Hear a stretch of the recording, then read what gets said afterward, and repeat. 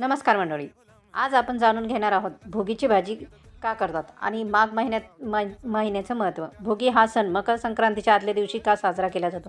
या दिवशी घरातील सगळ्या भाज्या एकत्र करून भोगीची भाजी केली जाते. यामागचा उद्देश म्हणजे नवीन वर्षाची सुरुवात, आरोग्य आणि एकतेचा संदेश. अनेक भाज्या एकत्र खाल्ल्याने शरीराला पोषण मिळते आणि थंडीमध्ये उष्णता मिळते.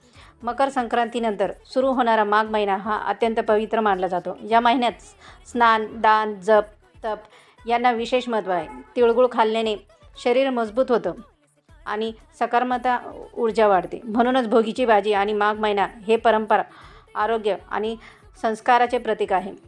तर यासाठी आपण या महिन्यात भोगीची भाजी केली जाते. तर नक्की तुम्ही देखील ही भोगीची भाजी नक्की करा, सर्व भाज्या एकत्र करून.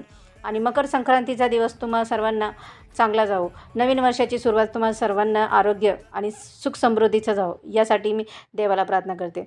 आणि म्हणूनच तुम्हाला माझ्या रेसिपी जर आवडल्या असेल तर नक्की माझ्या चॅनलला सबस्क्राईब करा आणि शेअर करा. अशाच नवीन नवीन रेसिपी मी तुमच्यासाठी घेऊन येणार आहे. आणि नक्की मला देखील ही सपोर्ट करा. तुमच्या एक लाईक आणि एक सबस्क्राईब